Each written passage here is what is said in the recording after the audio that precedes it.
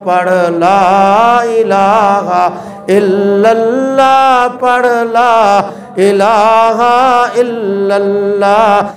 कुर्बानी एक अजीमुश्शान इबादत है। हज़रत आदम अलैहिस्सलाम के ज़माने से शुरू हुई और उम्मत मुहम्मदिया सल्लल्लाहु अलैहि वसल्लम तक मशरू चली आ रही है। हर मज़हब व मिल्लत का इस पर अमल रहा है।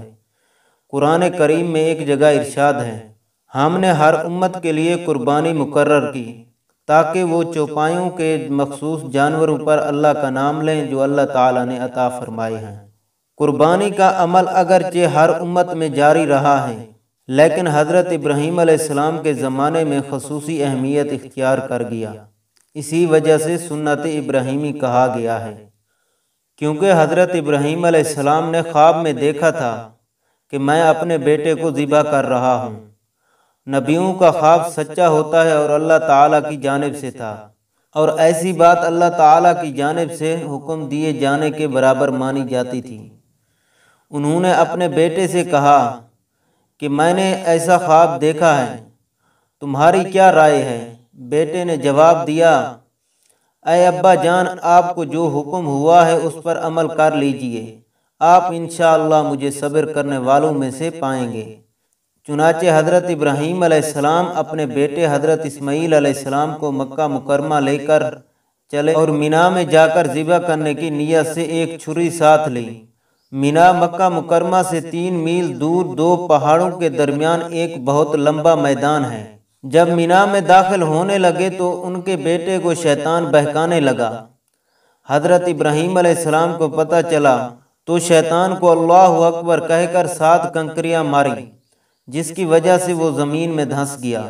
दोनों बाप बेटे आगे बढ़े तो ज़मीन ने शैतान को छोड़ दिया। कुछ दूर जाकर शैतान फिर बहकाने लगा। हज़रत इब्राहीम अलैहिस्सलाम फिर उसे अल्लाहु अकबर कहकर 7 कंकरियां मारी, वो फिर ज़मीन में धंस गया। ये दोनों आगे बढ़े तो फिर ज़मीन ने उसको छोड़ दिया।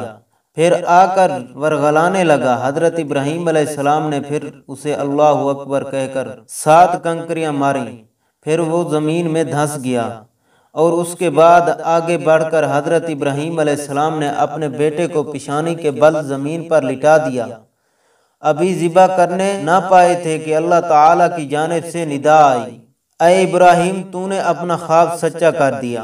फिर अल्लाह पाक ने एक मेंढा भेजा जिसे अपने बेटे की जानिब से हज़रत इब्राहीम अलैहिस्सलाम ने ज़िबा कर दिया, जैसा कि हक़ ताला शानहू का इरशाद है।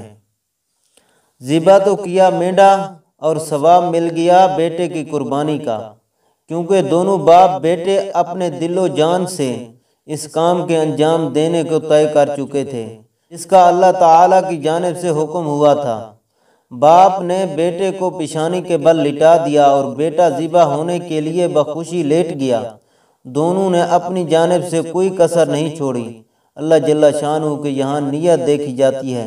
अपनी नियत में ये दोनों सच्चे थे, जैसा कि हक़ ताला शानहू का इरशाद है। ये वाक़या कुर्बानी की इब्तदा है, और हज के मौका पर जो कंकरियां मारी जाती हैं उनकी इब्तदा भी इसी वाक़े से होती है। उन्हीं 3 जगहों में कंकरियां मारते हैं, चुनाचे जहां शैतान ज़मीन में धंस गया था। अब उस जगह निशानदेही के लिए पत्थर के मीनार बना दिए गए हैं। इसके बाद अल्लाह ताला की रज़ा के लिए जानवरों को कुर्बानी करना इबादत में शुमार हो गया।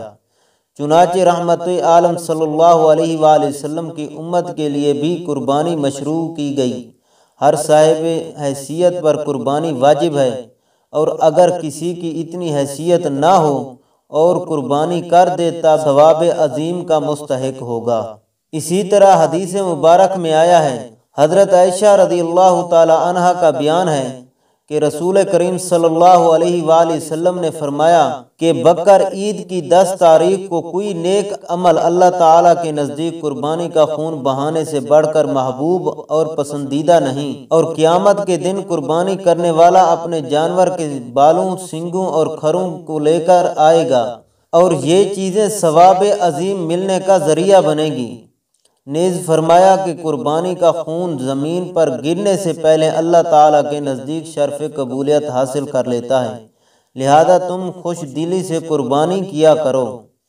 ایک دوسری حدیث میں آیا ہے، حضرت ابن عباس رضی اللہ تعالی عنہما فرماتے ہیں کہ رسول اللہ صلی اللہ علیہ وآلہ وسلم نے بقر عید کے دن فرمایا کہ آج کے دن کوئی شخص قربانی سے بہتر عمل نہیں کر سکتا الا یہ کہ صلہ رحمی کرے۔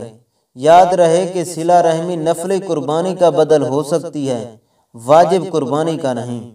دعا ہے اللہ تعالیٰ اس پر عمل کرنے کی توفیق عطا فرمائے اور آگے دوسروں تک پہنچانے کی توفیق عطا فرمائے۔ وآخر دعوانا الحمد للہ رب العالمین۔